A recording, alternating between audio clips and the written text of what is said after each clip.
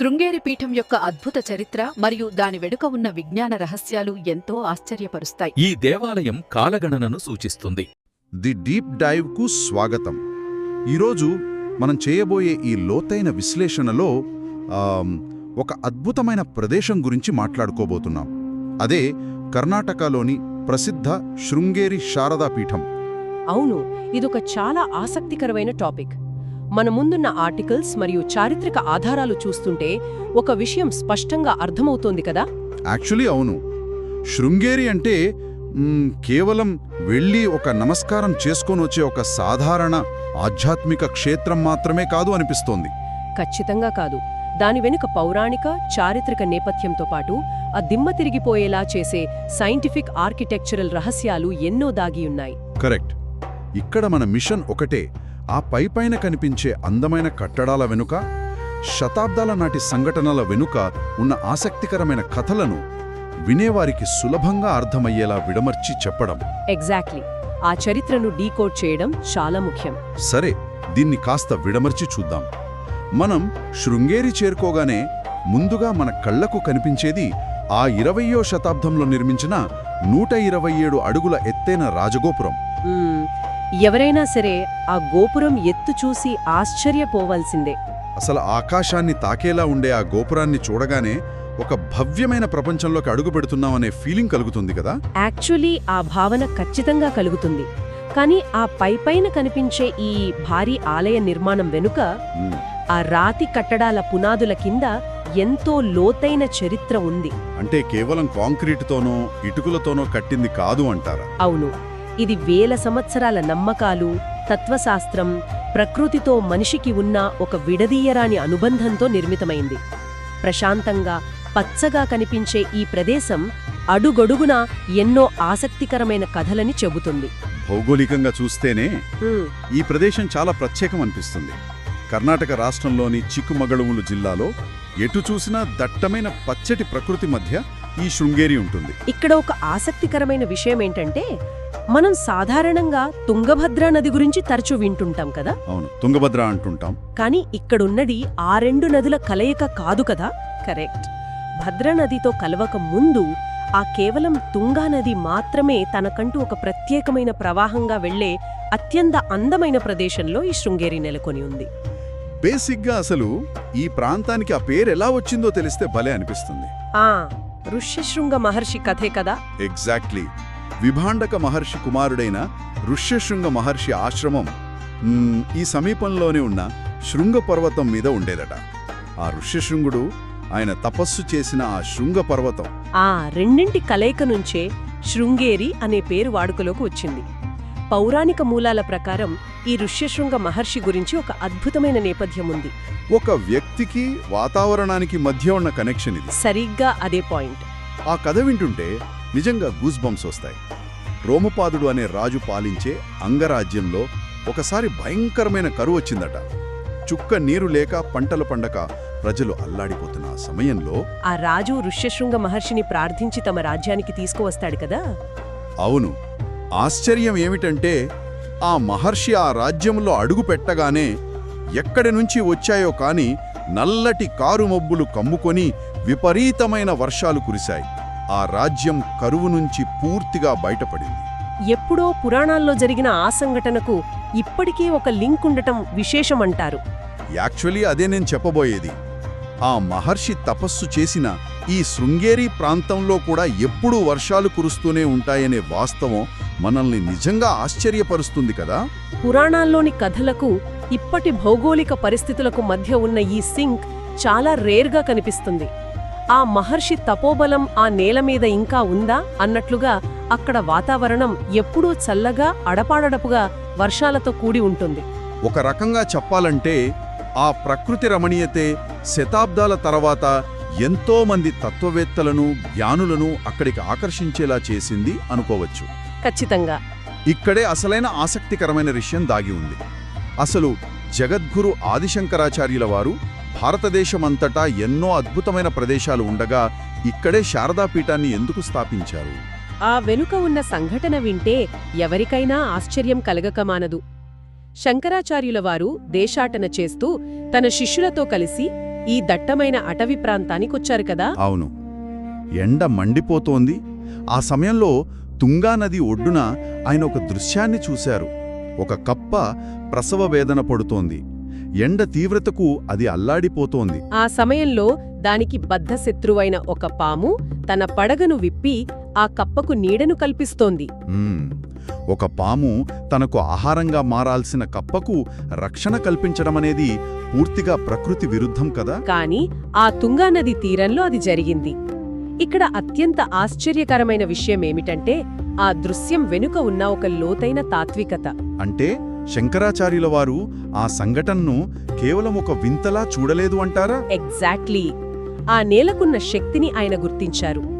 సహజ శత్రువులు కూడా తమ వైరాన్ని, సహజ ప్రవృత్తిని మరిచిపోయి ఒకరికొకరు సహాయం చేసుకునేంతటి అహింసా వాతావరణం, పవిత్రతా స్థలానికున్నాయని ఆయన గ్రహించారు. ఆయన భావించారు గదా. అవును. అందుకే తాను స్థాపించాలనుకున్న ప్రధాన పీఠాలలో ఒకదానిని అక్కడే స్థాపించాలని నిర్ణయించుకున్నారు. సనాతన ధర్మ పరిరక్షణ కోసం, జ్ఞాన వ్యాప్తి కోసం దేశం నలుమూలలా ఆయన 4 ప్రధాన పీఠాలను స్థాపించిన విషయం మనకు తెలిసిందే. బేసిక్గా ఆ 4 పీఠాల అమరిక కూడా ఒక వ్యూహాత్మకమైన ఏర్పాట్లా అనిపిస్తోంది. సరిగ్గా చెప్పారు. తూర్పున ఒడిషాలోని పూరిలో గోవర్ధన పీఠం, పశ్చిమాన గుజరాత్లోని ద్వారకలో ద్వారకా పీఠం, ఉత్తరాన హిమాలయాలలోని బద్రీనాథ్లో జ్యోతిర్మఠం మరియు దక్షిణాన కర్ణాటకలోని ఈ శృంగేరిలో శారదా పీఠం. భౌగోళికంగా చూస్తే శృంగేరి క్యాంపస్ నిర్మాణం కూడా చాలా విలక్షణంగా ఉంటుంది కదా. అవును. తుంగా నది ఇక్కడొక విభజన రేఖలా పనిచేస్తోంది. నదికి ఒకవైపు ప్రధాన ఆలయాలైన శారదాంబ ఆలయం, విద్యారణ్యస్వామి ఆలయం ఉంటాయి. మరి అవతలి ఒడ్డున దట్టమైన చెట్ల మధ్య నరసింహవనం ఉంటుంది. ఈ నరసింహవనంలోనే పీఠాధిపతులు, గురువులు ఆశ్రమం ఏర్పాటు చేసుకుంటారు. అలాగే వేద పాఠశాల కూడా అక్కడే ఉంటుంది. అంటే ఒకవైపు దైవ సన్నిధి, మరోవైపు జ్ఞాన సముపార్జన, రెండింటికి మధ్య ఒక ప్రశాంతమైన నదీ ప్రవాహం. అదొక అద్భుతమైన బ్యాలెన్స్. నదిని ఒక వారధిగా వాడుకున్న ఆ ప్రాచీన విధానం అద్భుతమని చెప్పాలి. సరే, ఇప్పుడు ఈ ఆలయం ఎలా పరిణామం చెందిందో ఒకసారి చూద్దాం. కాలంతో పాటు ఆ ప్రదేశం ఎలా రూపాంతరం చెందిందో మన మూలాల్లో చాలా స్పష్టంగా ఉంది. అవును. మొదట్లో అంటే ఆదిశంకరాచార్యులు ఇక్కడ పీఠాన్ని స్థాపించినప్పుడు ఆ శారదామాత విగ్రహాన్ని చందనంతో అంటే గంధపు చెక్కతో తయారు చేసి ప్రతిష్ఠించారు. చాలా సంవత్సరాల పాటు ఆ గంధపు విగ్రహానికే పూజలు జరిగాయి కదా. ఆ తర్వాత విజయనగర రాజుల కాలంలో ఒక మార్పు వచ్చింది. అవును. ఆ సమయంలోని శ్రీవిద్యారణ్య స్వామివారు ఆ చెక్క విగ్రహం స్థానంలో సువర్ణ విగ్రహాన్ని అంటే బంగారు విగ్రహాన్ని ప్రతిష్ఠించారు. ఇక్కడ ఆర్కిటెక్చర్ గురించి వినేవారికి ఒక అప్డేట్ ఇవ్వాలి. మొదట్లో ఇదంతా చెక్కతో కట్టిన ఆలయం కదా. మీరు చెప్పింది అక్షరాల నిజం. 20వ శతాబ్దం ఆరంభం వరకు కూడా ఈ ప్రధాన ఆలయం, దాని చుట్టుపక్కల పరిసరాలన్నీ పూర్తిగా కలపతోనే అంటే చెక్కతోనే నిర్మించబడి ఉండేవట. కానీ ఒకసారి ఒక పెద్ద అగ్ని ప్రమాదం జరిగి ఆ పాత చెక్క ఆలయం దెబ్బతింది కదా. అవును. ఆ తర్వాత దాని స్థానంలో ప్రస్తుతం ఉన్న ఆలయాన్ని పూర్తిగా రాతితో పునర్నిర్మించారు. ఇక్కడ వినేవారు గమనించాల్సిన విషయం ఏమిటంటే ఈ కొత్త ఆలయాన్ని ద్రవిడ దేవాలయ నిర్మాణ శైలిలో కట్టారు. ద్రవిడ శైలి అనగానే మనకు గుర్తుకు రావాల్సింది పిరమిడ్ ఆకారంలో అంతస్తులుగా పైకి వెళ్లే విమాన గోపురం మరియు దాన్నిండా ఉండే ఎన్నో రకాల శిల్పాలు కదా. ఎగ్జాక్ట్లీ. దక్షిణాదిలో మనకెక్కువగా కనిపించేది ఈ శైలే. దీన్ని మనం విస్తృత కోణంలో చూసినట్లయితే ఒక చిన్న అటవీ ప్రాంతంలో మొదలైన ఒక పీఠం ఇంతటి అద్భుతమైన రాతి కట్టడంగా మారటం వెనుక విజయనగర సామ్రాజ్య పాత్ర ఎంతుందో అర్థమవుతుంది. ముఖ్యంగా ఇందాక మీరు ప్రస్తావించిన పీఠాధిపతి శ్రీ విద్యారణ్య స్వామి వారి పాత్ర. ఇక్కడ మనకు అందించబడిన చారిత్రక నోట్స్ ప్రకారం ఒక విషయం మెన్షన్ చేయాలి. అదేంటంటే ప్రస్తుత శృంగేరి 36వ పీఠాధిపతి శ్రీ భారతీ తీర్థ మహాస్వామీజీకి ఈ విద్యారణ్య స్వామివారు పూర్వీకుల వరుసలో ఒకరొస్తారు. అసలు భారతదేశ చరిత్రలోనే అత్యంత కీలకమైన విజయనగర సామ్రాజ్యాన్ని స్థాపించిన హరిహరరాయలు బుక్కరాయలకు మార్గదర్శిగా, గురువుగా ఉన్నది ఈ విద్యారణ్య స్వామివారే కదా. అవును. ఆ రాజ్యానికి ఒక సైద్ధాంతిక పునాది వేసింది ఆయనే. వారి ఆధ్వర్యంలోనే విజయనగర సామ్రాజ్యం విస్తరించింది. దానికి ప్రతిఫలంగా విజయనగర రాజుల పాలనలో వారి మద్దతుతో ఈ శారదాపీఠం కూడా ఎంతో అభివృద్ధి చెంది ఒక బలమైన విద్యా మరియు ఆధ్యాత్మిక కేంద్రంగా మారింది. బహుశా ఆ గురువుగారిపై ఉన్న కృతజ్ఞతకు గుర్తుగానే అక్కడ విద్యారణ్య స్వామి వారి పేరు మీద ఒక అద్భుతమైన శివాలయం నిర్మించినట్లున్నారు. అవును, ఆ ఆలయ సౌందర్యం గురించి ఎంత వర్ణించినా తక్కువే. ప్రధాన శారదాంబ ఆలయం ద్రవిడ శైలిలో ఉంటే, ఈ విద్యారణ్య స్వామి ఆలయం మాత్రం హోయసాల శిల్పకళా శైలిలో నిర్మితమైంది.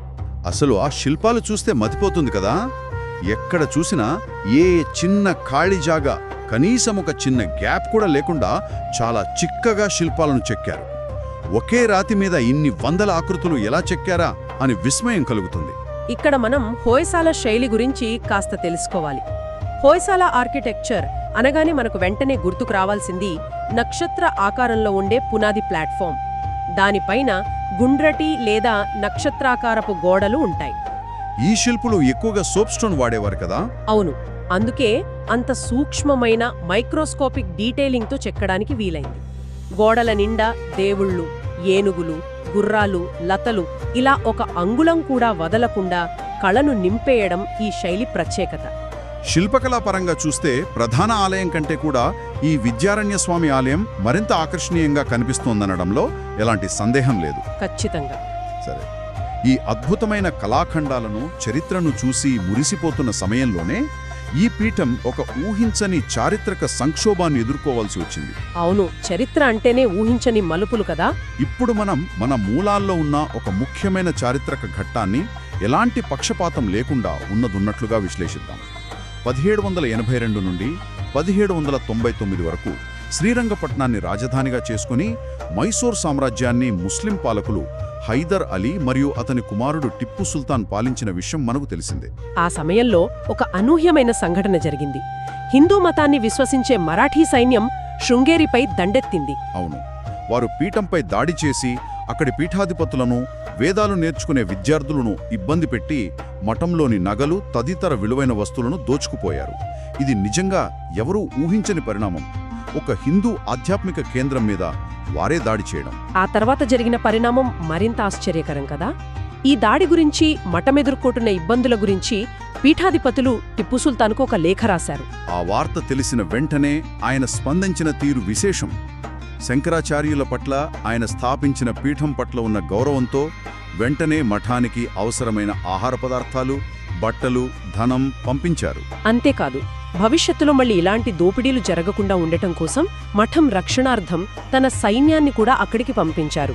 చరిత్రలో ఈ సంఘటనకు సంబంధించిన ఉత్తర ప్రత్యుత్తరాల ఆధారాలు ఇప్పటికీ భద్రంగా ఉన్నాయి. అవును, మనం ఇక్కడ ఎవరి తరపున వకాల్తా పుచ్చుకోవట్లేదు, కానీ సోర్సెస్లో ఉన్న ఈ చారిత్రక వాస్తవం వింటుంటే చరిత్రను మనం ఎప్పుడూ ఒకే కోణంలో చూడలేమో అనిపిస్తోంది. ఖచ్చితంగా ఇది ఒక ముఖ్యమైన ప్రశ్నను లేవనెత్తుతుంది.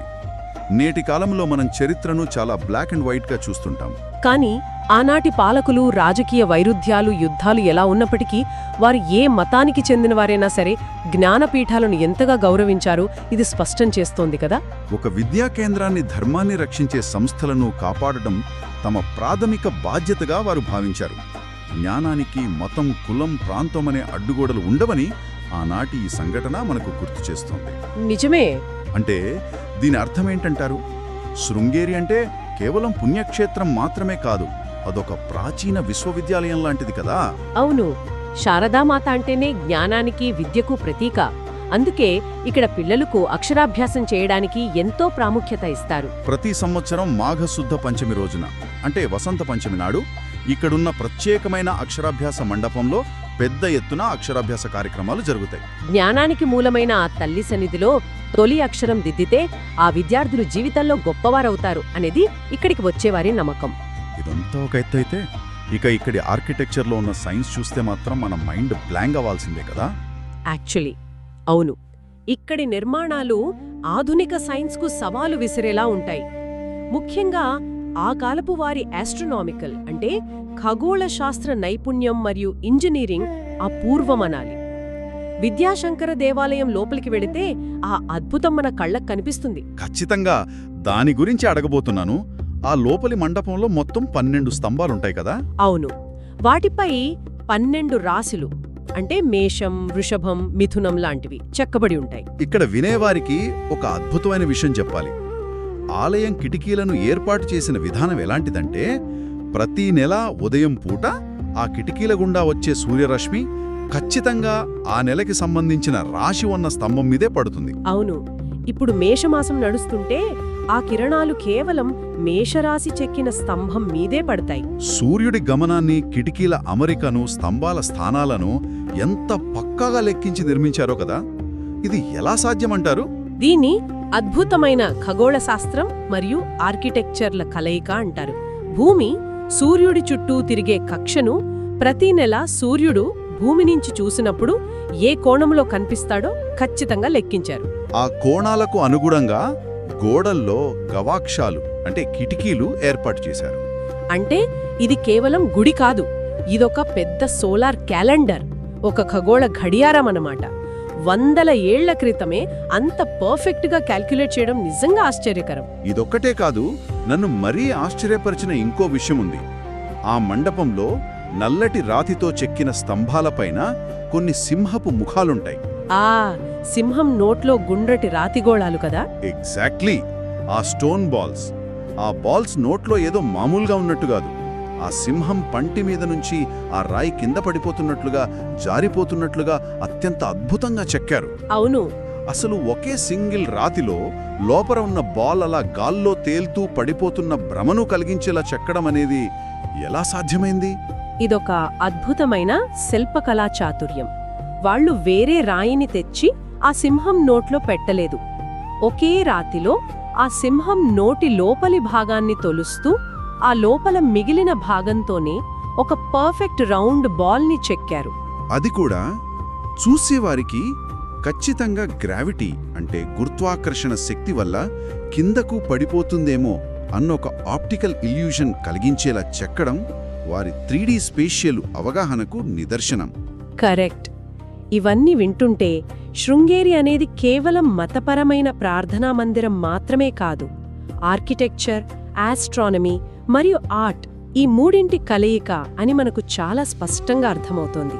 నిజంగా మనం చేసిన ఈ ప్రయాణాన్ని ఒకసారి వెనక్కి తిరిగి చూసుకుంటే ఒక అద్భుతమైన చలనచిత్రం చూసినట్లు అనిపిస్తుంది కదా. అవును. ఎక్కడో అడవుల్లో విభాండక మహర్షి కుమారుడు చేసిన తపస్సు నుంచి ఈ కథ మొదలైంది.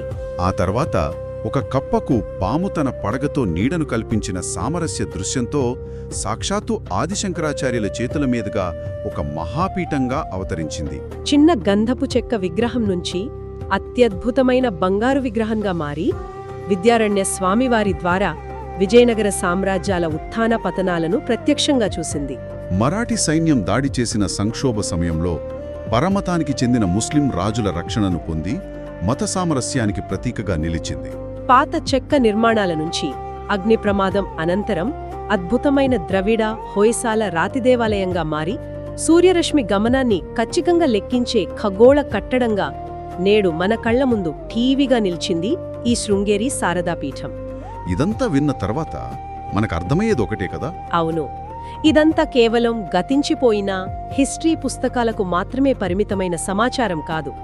ప్రకృతిని ఎలా ప్రేమించాలి, సహజ శత్రుత్వాన్ని కూడా ఎలా విడనాడాలి, రాజకీయాలకు, మతాలకు అతీతంగా జ్ఞానపీఠాలను ఎలా గౌరవించాలి అని ఎన్నో పాఠాలు ఇందులో ఉన్నాయి. ముఖ్యంగా జ్ఞానాన్ని నేర్చుకోవాలనే తపనున్న ప్రతి ఒక్కరికి, చరిత్రను అధ్యయనం చేసే ప్రతి విద్యార్థికి ఈ ప్రయాణం ఒక గొప్ప స్ఫూర్తినిస్తుంది. మన మూలాలను వెతుక్కుంటూ వెడితే ఎన్ని అద్భుతాలు బయటపడతాయో ఇది నిరూపిస్తోంది. మీరు చెప్పింది 100% నిజం. అయితే ఈ డీప్ డైవ్ను ముగించే ముందు మన మూలాల ఆధారంగా ఒక చిన్న ఆలోచన చేద్దాం. ఒకసారి ఊహించుకోండి, ఎలాంటి ఆధునిక టెక్నాలజీ, శాటిలైట్లు, సూపర్ కంప్యూటర్లు ఏవీ లేని 100 ఏళ్ల క్రితమే సూర్యకిరణాలు ఖచ్చితంగా ఏ నెలలో ఏ స్తంభం మీద పడాలో లెక్కించిన ఆనాటి వారి ఆస్ట్రానమికల్ మరియు ఇంజనీరింగ్ నైపుణ్యం చూస్తుంటే నిజంగా మతిపోతుంది కదా. ఖచ్చితంగా. అలాగే సింహం నోట్లో కింద పడిపోతున్నట్లుగా చెక్కిన ఆ రాతిగోళాల వెనకున్న ఆప్టికల్ ఇల్యూజన్ కానీ, గురుత్వాకర్షణ అంటే ఆ గ్రావిటీని ఖచ్చితంగా అంచనా వేసి చెక్కిన ఆ కాలపు ఆర్కిటెక్చర్ కానీ గమనిస్తే ఒక బలమైన ప్రశ్న తలెత్తుతుంది. ఆధునిక ప్రపంచం నేటి మన అడ్వాన్స్డ్ సైన్స్ ఇంకా అర్థం చేసుకోలేని లేదా కనిపెట్టలేని ఇంకెన్ని సైంటిఫిక్ రహస్యాలు, ఇంకెన్ని ఖగోళ అద్భుతాలు మన ప్రాచీన కట్టడాల్లో ఇలా మన కళ్ళ ముందే దాగి ఉన్నాయో కదా. వాటన్నింటినీ డీకోడ్ చేయడానికి మనం ఇంకా ఎంత దూరం ప్రయాణించాల్సిందో, ఆ రహస్యాలు ఎప్పుడు బయటపడతాయో ఈ ఆసక్తికరమైన ప్రశ్నను వినేవారి ఆలోచనకు వదిలేస్తూ ఈనాటి మన లోతైన విశ్లేషణను ఇక్కడితో ముగిద్దాం. మరో ఆసక్తికరమైన సోర్స్ మెటీరియల్తో మళ్ళీ కలుద్దాం. వస్తుంటా.